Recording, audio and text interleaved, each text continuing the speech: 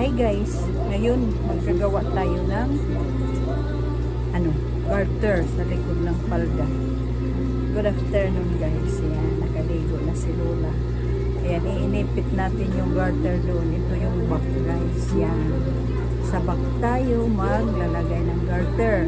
Nag-allowance tayo dito ng 2 inches. Ayun, inipit natin dito yung garter sa taas.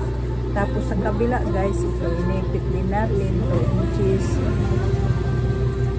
Mula dito sa side, ayan, mula sa side 2 inches, magparehas ang kanilang, ayan guys.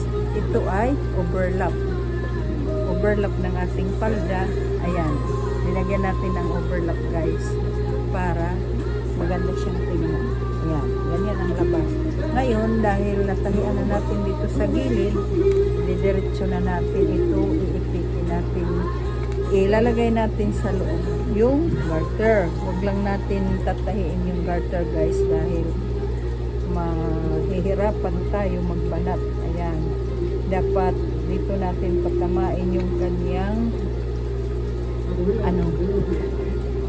stretches dito sa labas guys. Yan, tapain natin yung garter kung nasaan. Huwag natin patatamaan ng tahi. Yan, siguraduhin natin guys na hindi siya tinatamaan ng tahi para hindi tayo mahirapan. Yan,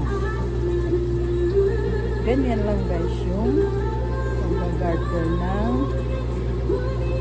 skirt. Ayan, ipantay natin yung overlap, tapain natin yung garter kung nasaan. Ipantay natin yung overlap dito sa taas para maganda siyang tingnan. Yan. Yan, paikutin na lang natin guys. Paikutin na lang natin ang ating tila. Tapos ilagay natin yung pagtatahi natin sa gitna ng garter. Ngayon, iipit natin yung garter guys. Ayan. Yan. Pagpantay-pantayin muna natin yung pagkabanat niya. Yan. Banatin natin para magpantay-pantay. Tapos, ngayon, pantay-pantay na sila guys. Hahatakin natin yung garter. Yan. Bago natin pasadahan. Yan. Hatakin natin ang garter. Yan. Para pasadahan natin. Yun. At siguraduhin natin hindi siya napipilipit guys. Yun. Yan. Patamaan natin yung gitna ng ating ilinagay na garter para siya hindi ma-fold pagka isinot guys. Yan. Yan guys. Ito na ang ating palda na linagyan ng garter sa likod. Ayan. Yan ang gusto ng may-ari para hindi siya mahirapan. Ayan. Yung front walang garter. Ayan. Dito natin sa likod ilinagay.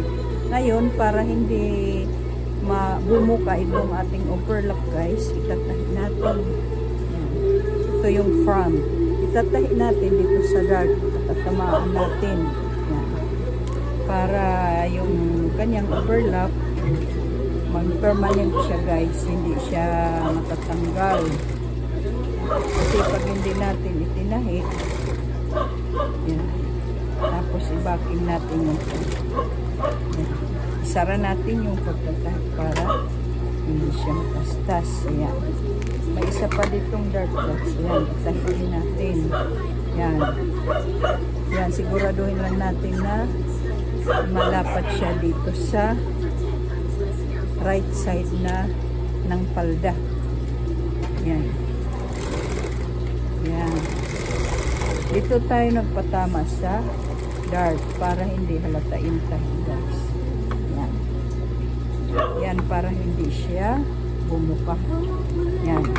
Ngayon, ito na guys. Ito na. Yung kanyang palda.